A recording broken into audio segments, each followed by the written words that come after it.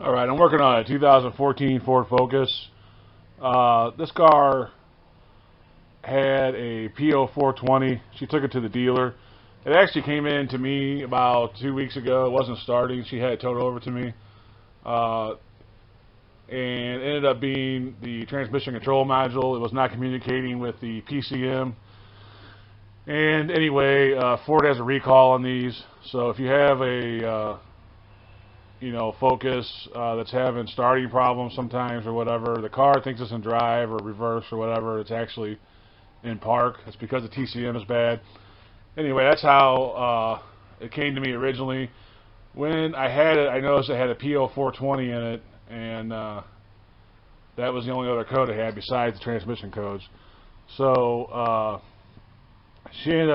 we ended up towing to the dealer. They fixed the transmission issue and got it, then it started and ran for it again. But then the check engine light came on, I guess, soon after. She took it back to Ford, blamed them for it. They said, no, you have a bad catalytic converter. And they wanted like $2,400 to change it. So then she called me back and said, hey, can you change the catalytic converter? How much would it be? I said, sure. On these, I think, I don't know 100%, but it's like, it calls for like a 4.5 hour job. And I think on these, they expect you to drop the frame out from under it to get the catalytic converter out, because it's all one piece. You can see there. And I don't do that when I work on these. You can get them out without dropping the frame out.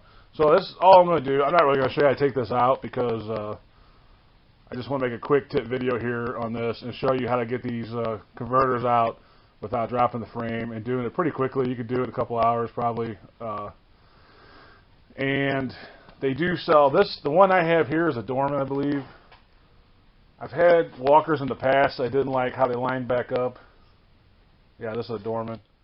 This one, the part number, it's not listed on my receipt.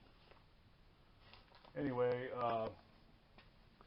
I've had Walkers in the past that I didn't really particularly like. So I'm going to show you a few things, little secrets or whatever, and show you how to get these out without dropping the frame or doing any kind of major surgery on the car. You will have to remove the motor mount and kind of move the motor and remove some of the cowl area, but that's way easier and faster than trying to remove the frame. So I'll pick it up. I'll show you some things, and then I'll show you how to do a few things, and then that's pretty much it. Just like I said, it's not a how-to video, how to change, just kind of a quick tip video. Alright, when you first start, you're going to have this shield over your old catalytic converter. Go ahead and take that off. It's 4 10mm bolts. You got 2 down low here. You can get to them from the top, and then 2 up here on the top. You'll take those off. Unplug your O2 sensors. You can pull your O2 sensors out before you remove it, or you can do what I do, just leave them in until you're done. Now on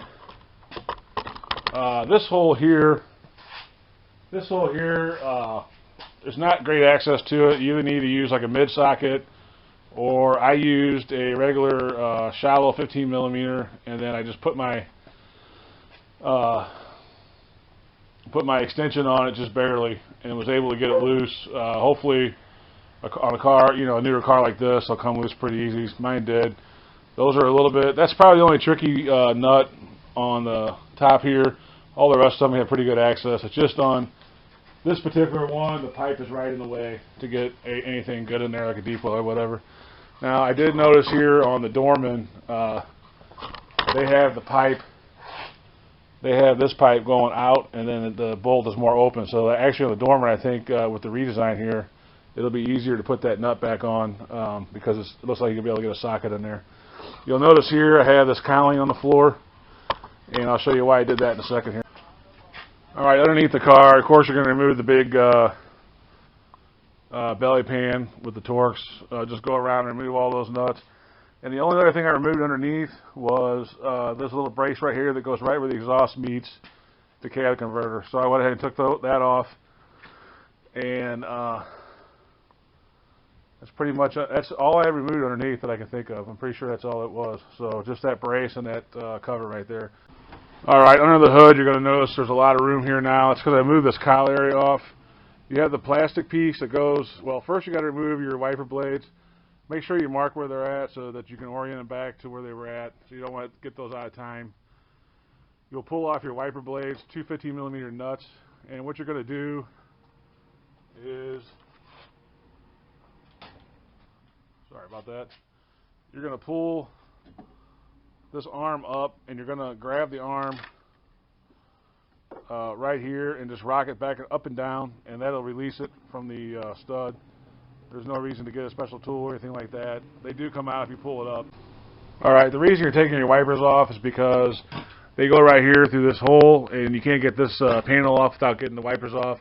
So you're going to remove 2 Torx and a couple clips on the middle, and that just pops right off. And then you're going to get down to this piece here, which is steel.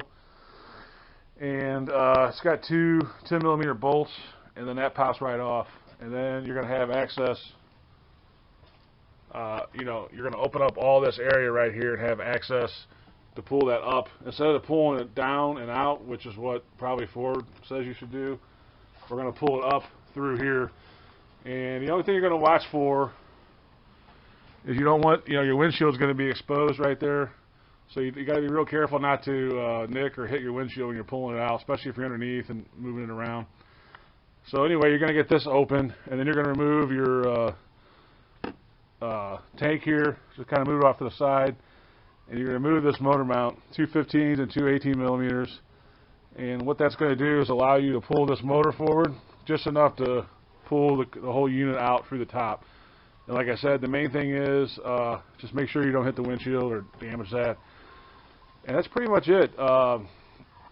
You will, on mine at least, it got hung up right here, pulling it up onto a shield.